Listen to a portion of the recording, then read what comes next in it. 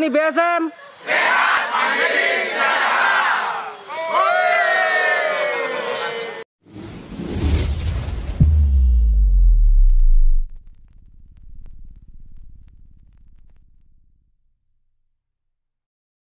Assalamualaikum warahmatullahi wabarakatuh. Selamat malam, salam sejahtera, Om Swastiastu, Namo Buddhaya, dan salam kebajikan. Bapak Ibu, sebelum kita akan bertanya, sedikit saya dasari begitu. Jadi tadi di awal saya sampaikan, tahun ini adalah musim baru. Kita akan masuk dalam fase perubahan besar. Bukan hanya Indonesia, tapi dunia. COVID mengubah semuanya, sebenarnya bukan COVID-nya yang mengubah semuanya, tetapi melalui kejadian COVID akan ada perubahan besar. Kalau dalam sistem industri, revolusinya dikatakan kita akan masuk di 4.0. 4.0 semuanya akan berubah, tapi yang paling akan berubah adalah peradaban manusia. Peradaban manusia ini, saya minta maaf, kita akan betul-betul akan tanda kutip terseleksi. Dan terseleksinya kita akan masuk di dunia baru, di mana sudah dunia digital, sudah dunia di AI, jadi robotik akan dominan di tahun-tahun ke depan. Kemudian yang paling harus kita siapkan adalah kesiapan kita secara pribadi. Saya membuat satu konsep pelatihan, terutama di dalam pertanian terorganik. Pertanian organik itu adalah satu konsep yang dinamis, yang tidak berhenti. Kata organik itu adalah hidup, yang semakin lama semakin besar. Tadi materi saya di siang hari adalah kita mulai dari yang paling kecil, dari nothing, dari tidak ada menjadi besar, menjadi semuanya ada. Dari kita masuk dunia baru berarti kita akan menyiapkan satu yang tidak ada, menjadi besar secara dinamis, yang menjadi besar dengan sendirinya. Yang Bapak Ibu pelajari mulai hari ini sama besok adalah satu teori dasar. Saya tidak mengajarkan teori ending, tapi yang saya ajarkan teori basic, teori dasar. Yang Bapak Ibu bisa punya kesempatan untuk membesarkannya, caranya adalah cuma tinggal satu, seperti bola salju. Bola salju itu kecil, cuma satu genggam saja, tapi ketika dia ditaruh di puncak gunung, di dalam salju, semakin jauh ditambah dengan waktu, dia akan menjadi besar. Dan bisa membuat sangat besar. Kalau di zaman Pak Harto dulu, di era Orde Lama, pertanian yang saya ajarkan ini pasti ditutup, tidak boleh berkembang. Kenapa kok saya katakan tidak boleh berkembang? Pertanian model inilah yang akan menjadikan pertanian berubah menjadi besar luar biasa. Saya kasih contoh sedikit. Di Israel, kenapa Israel bisa mengembangkan pertanian yang begitu luar biasa? Cek sound, tolong dikecilkan dikit, dengung. Diarahkan ke sana sedikit. Oke, cek 1, 2, 3. Di Israel itu ada satu konsep yaitu namanya kibbutz.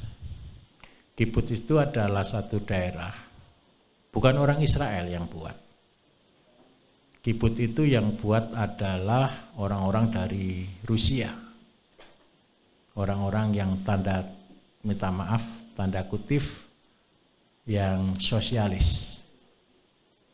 Jadi mereka membangun satu sistem karena mereka tanda kutip bukan negara asli dari Israel, sehingga mereka tanda kutip diasingkan untuk mengolah tanah. Karena kondisi mereka yang tidak baik, karena mereka tanda kutip seperti tawanan perang seperti itu, sehingga mereka mengolah dengan segala macam cara bagaimana mereka bisa hidup. Dan hidupnya menjadi luar biasa. Mereka bentuk komunitas. Ada yang pintar bertani jadi petani, ada yang jadi guru, ada yang jadi rumah sakit tanpa bayaran. Mereka hidup bersama-sama dalam satu sistem sosialis. Nah, dari sanalah muncul pertanian-pertanian luar biasa dunia. Sebenarnya awalnya mereka juga seperti yang kita pelajari hari ini, dari nothing, dari tidak ada. Karena kondisi yang sangat memprihatinkan, karena kondisi yang sangat sulit, justru mereka bisa berkembang luar biasa. Hari ini di Indonesia kita juga menghadapi yang sama. Tanah kita luar biasa luas Bapak Ibu. Penduduk Indonesia luar biasa banyak. Kita nomor berapa ya? Nomor 4 atau nomor 5? Nomor 5 terbesar di dunia. Dan yang paling penting di era AI yang baru ini, apa yang akan diperebutkan oleh dunia? Pangan. Saya ulangi, pangan akan sangat diperebutkan. Siapa yang bisa menguasai makanan, mereka akan bisa menguasai dunia. Karena itu Indonesia akan betul-betul dijadikan target utama. Semangat itu yang menggugah saya untuk saya turun lagi, untuk bisa mengajar lagi. Sebenarnya saya sudah pensiun tahun 2018. 2018 saya sudah merasa cukup, tugas saya selesai, visi saya selesai. Visi saya sebenarnya cuma sepele, saya kepengen mengajar pertanian dari Aceh sampai Papua. Dan tahun 2018 saya sudah menyelesaikan semuanya. Hampir semuanya sudah saya kunjungi, semuanya sudah saya taruh orang-orang yang saya latih, orang-orang yang saya anggap sebagai anak-anak angkat saya. Ada di 17 provinsi di Indonesia ini. Karena itu saya merasa selesai. Tetapi ketika ada COVID-19, ketika kita sudah berubah dari era tatap muka menjadi Zoom, menjadi digital, menjadi AI, ini yang menjadi ketakutan bagi saya secara pribadi. Apa ketakutannya? Yang pertama, kalau pangan ini kita kalah, maka yang terjadi adalah terjadi tanda kutip penjajahan dalam bentuk yang baru. Dan saya bersyukur, saya sangat berterima kasih kepada Bapak Ibu yang bisa datang.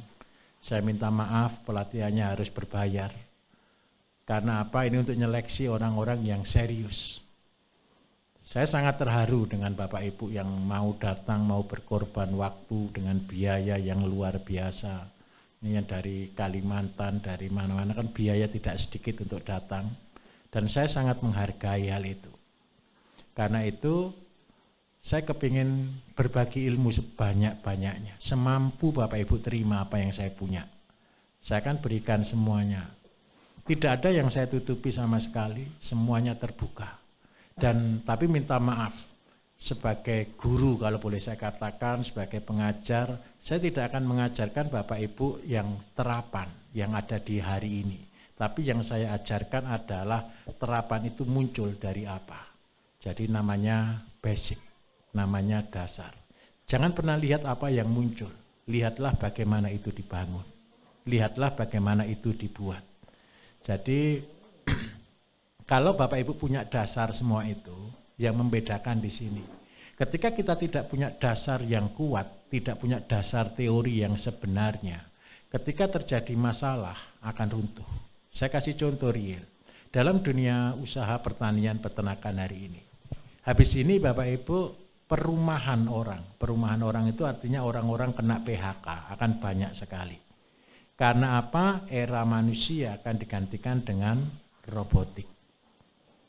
Nah, ketika orang banyak yang dirumahkan, banyak terjadi PHK besar-besaran, semua orang-orang itu butuh kerja. Mereka merasa punya modal. Ketika mereka punya modal, mereka akan berusaha. Padahal minta maaf, ketika mereka berusaha, mereka butuh yang instan, yang langsung selesai. Padahal mereka tidak punya dasar di bawahnya. Sehingga apa? Dia mulai usaha dengan modal yang cukup besar. Sehingga ketika ini berjalan, saya jamin 100%, ketika ada masalah sedikit saja, pasti hancur. Karena itu saya minta maaf, Kalau saya melatih, kalau saya mengajar, saya akan memperlakukan seperti Bapak Ibu, seperti saya sendiri. Bagaimana berusaha di era yang sulit ini tanpa modal. Usahakan namanya modal seminim-minimnya. Sampai apa kita boleh mengatakan ketika kita jatuh itu tidak sakit. Tetapi ikhlas. Kenapa saya ngotot dengan satu sebutan tani itu tawakal, niat, ibadah. Karena apa? Percayalah Bapak Ibu. Tantangan besar. Tapi kalau niat kita adalah ibadah, kekuatan itu akan menguatkan kita. Saya menjadi testimoninya. Saya bergerak sendiri. Saya tidak ada sponsor dari manapun dan saya menolak sponsor dari manapun. Saya pakai modal sendiri, pakai uang sendiri. Saya bergerak dari Aceh sampai Papua, melatih mungkin sudah ratusan ribu orang. Tapi saya boleh katakan, itu tidak menjadikan saya kendor. Tapi saya tetap melangkah, walaupun itu secara mental itu berat sekali bebannya. Saya bersyukur tahun-tahun yang ini saya disupport oleh pemerintah karena saya harus ngajar di pemerintah. Ketika saya bekerja dengan pemerintah, saya manfaatkan kesempatan ini untuk saya bisa ketemu dengan banyak orang. Nah, saya berharap ketika kita ke depan, ini Bapak Ibu yang umum, saya menghargai yang umum jauh lebih besar. Kenapa kok begitu? Kalau utusan dari satu pemerintah, itu biasanya cuma syarat aja pelatihan. Tapi Bapak Ibu datang ke sini kan sudah berkorban nih. Saya minta tolong, Bapak Ibu sudah bayar harganya, ayo pergunakan waktu sebaik mungkin, kita belajar sebanyak-banyaknya, serap ilmu sebanyak-banyaknya. Saya mampu saya. Kemudian yang kedua, kita tidak bisa kerja sendiri. Ketika saya melatih Bapak Ibu, nanti saya tugaskan Bapak Ibu satu, tolong dipraktekkan. Sudah jalani saja dari yang kecil. Level keduanya, level ketiganya tentang market, saya juga sedang bergerak. Jadi saya sedang melobi-lobi baik eksportir, baik semua, kita bangun koneksi yang bersama-sama. Jadi di bawah Bapak Ibu mulai produksi yang kuat, yang stabil, yang bagus. Tapi di atas saya juga akan menego untuk bagaimana menjual produk-produk Bapak Ibu. Masalah petani sebenarnya cuma 3 Bapak Ibu. Nomor 1 adalah bagaimana menyiapkan bahan bakunya. Bahan baku itu termasuk pupuk, benih, obat-obatan. Yang kedua adalah manajemennya, ini yang kita ajarkan. Dan yang ketiga adalah pasarnya. Semua petani cuma 3 ini masalahnya. Yang 1 dan 2 Bapak Ibu pasti bisa. Karena itu di tangan Bapak Ibu, kemauan Bapak Ibu. Di market kita akan berjuang bersama-sama. Siapa pasar kita? Masyarakat yang kepengen sehat. Saya di Herbalis, saya kebetulan seorang herbalis Bapak Ibu. Pasien kita, pasien dengan tim BSM ini sudah jutaan orang. Jadi kita bekerja sama seluruh elemen, seluruh teman-teman, kita libatkan bersama-sama. Untuk apa? Goal kita adalah menyehatkan bangsa. Menyehatkan bangsa bukan dengan BPJS Bapak Ibu. BPJS itu sebenarnya kalau dulu belum ada BPJS itu namanya Sadikin. Tahu Sadikin? Sakit jadi miskin. Kalau zaman Sadikin orang miskin dilarang sakit, betul atau tidak? Tapi ketika BPJS ada, bahasanya berubah. Semua orang harus sakit. Kenapa kok begitu? Begitu ada BPJS, rumah sakit penuh Bapak Ibu. Laris. Karena alasannya tidak berbayar, betul atau tidak? Tapi sebenarnya bukan tidak berbayar, ini juga berbayar. Ada yang diuntungkan dari pihak-pihak tertentu. Kalau gerakan saya dilarang sakit. Siapa yang setuju kalau kita dilarang sakit? Siapa yang mau sakit? Karena itu kita buat peraturan sama-sama di rumah tangga kita semuanya, keluarga-keluarga kita. Kasih peraturan, penyakit dilarang masuk rumah. Loh, serius, sakit itu pilihan Bapak Ibu. Saya ulangi ya, sakit itu pilihan. Saya seorang herbalis, saya punya produk banyak. Saya bercita-cita satu, orang tidak beli produk saya. Karena itu saya mengajarkan dari tahun 2008 hingga hari ini. Yang saya ajarkan adalah bagaimana sehat secara mandiri. Tetapi harus kita maklumi, orang sehat butuh makanan yang sehat. Siapa yang memproduksi? Petani. Lah petaninya tidak ada yang mau memproduksi yang sehat.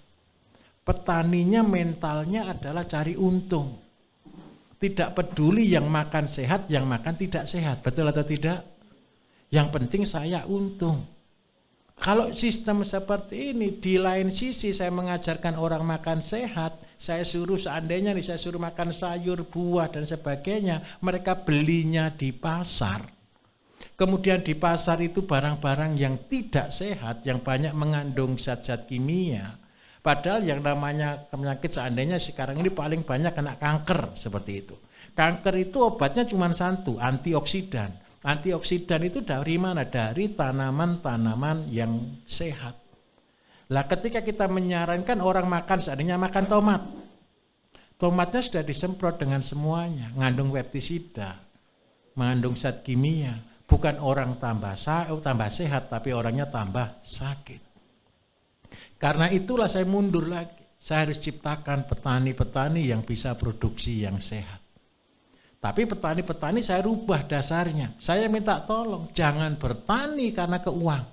Jangan bertani hanya karena profit. Jangan bertani karena kita kepengen hidup. Bertanilah untuk ibadah. Bertani untuk ibadah itu apa? Orang yang memproduksi sesuatu yang menghasilkan tanaman, yang menghasilkan sayuran, buah-buahan, tapi itu menjadi obat. Obat itu Bapak Ibu, definisi obat yang sebenarnya bukan sesuatu yang sulit. Makananmu adalah obatmu. Makanan kita adalah obat-obat kita. Di tempat ini nanti saya akan demokan Bapak Ibu. Nanti malam ini kan kita ada yang hobi begadang atau enggak di sini, saya lihat wajah-wajah kantoran ini enggak hobi begadang.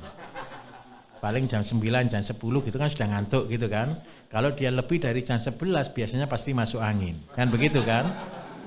Orang yang telah tidur kalau enggak biasa tidur malam pasti masuk angin. Supaya tidak masuk angin, saya minta tolong. Nanti saya sediakan di sini namanya teh prima. Teh prima ini tolong diminum nanti malam sebelum pulang atau sebelum istirahat atau tengah break. Teh prima ini isinya contoh nih ya, contoh teh prima. Teh prima ini ada yang panas-panas, ada jahe, ada cabai Jawa, ada pala, kemudian ada kayu manis. Nah, ini sebenarnya kan cuma sepele. Tetapi kalau ini kita minum di saat yang tepat, ini menjadi sesuatu yang luar biasa. Nah, semuanya ini kita demonstrasikan ini adalah sesuatu yang ada di tempat ini. Contoh, banyak orang hari ini pasti Bapak Ibu sakitnya kolesterol, jantung, diabetes. Ini diabetes akan menjadi nomor 3, nomor 1 kolesterol karena ke jantung, asam urat juga nomor tinggi. Semuanya Bapak Ibu ada di tempat ini Bapak Ibu. Besok Bapak Ibu kalau kepengen, Pak saya sakit asam urat kolesterol gitu. Bukan minum obat solusinya, tapi makan yang sehat. Jadi saya minta tolong, Bapak Ibu saya ajak bersama-sama, memang waktu 2 hari tidak akan cukup untuk belajar semuanya.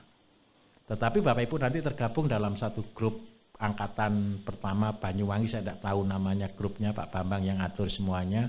Tapi di sini kita akan jadi satu keluarga. Ada apa-apa silakan konsultasi, silakan tanya. Nanti ada memang bukan saya yang jawab langsung Bapak Ibu, ada admin yang jawab. Tetapi kalau sudah mentok pasti ke saya. Kalau sudah admin tidak bisa jawab pasti nanti ke saya yang jawab. Nah, disinilah ajang kita. Saya ajak Bapak Ibu untuk menyehatkan bangsa melalui dunia pertanian dan peternakan. Jadi harapan kita adalah Bapak Ibu akan berhasil. Dan saya berdoa sekali Bapak Ibu akan berhasil. Saya kepingin cita-cita Bapak Ibu kalau ada di YouTube saya, semua Bapak Ibu yang hadir mengubah uang pendaftaran 1 juta kita tambahi 03 di belakangnya. Karena apa kok saya harus katakan itu? Kalau seandainya Bapak Ibu nanti ke depan jadi miliarder di daerahnya masing-masing, saya yakin pertanian Indonesia akan berubah. Amin. Karena pertanian butuh contoh. Kalau tidak ada orang sukses di bidang pertanian, saya yakin anak-anak muda tidak akan ada yang mau jadi petani. Tetapi kalau sudah melihat di desa, di daerahnya Bapak Ibu, nanti ada orang-orang yang menjadi miliarder dari pertanian, saya yakin anak-anak muda akan belajar dari petani. Belajarnya juga saya minta tolong, bukan dari yang besar, belajarlah dari yang kecil. Sebagai testimoni, saya membangun pabrik, semua pabrik saya mulai dari yang kecil. Saya membangun usaha dengan modal cuma Rp50.000 dan bisa jadi miliarder. Bukan uang banyak yang kita punya, tetapi ilmunya. Seperti di awal siang tadi saya sampaikan, kita ini cuma terdiri dari 1 sel telur. Tetapi ditambah waktu jadi Bapak Ibu. Jadi kita yang besar-besar sekarang ini. Nah, usaha juga sama. Bukan berapa banyak uang kita, tapi berapa kali kita berputar. Berputar ini adalah sistem yang kita sebut dengan manajemen pertanian. Berputar itu adalah siklus dan cara. Mungkin dari cuma limbah rumah tangga yang 1 ember. Tapi ketika ini diolah berkali-kali, menghasilkan tanaman menghasilkan uang, dan menghasilkan kecukupan, ini akan menjadi semakin lama semakin besar. Hanya tambahannya waktu saja yang kita tidak tahu. Tapi percayalah, waktu itu tidak usah kita minta, dia berputar sendiri. Betul ya?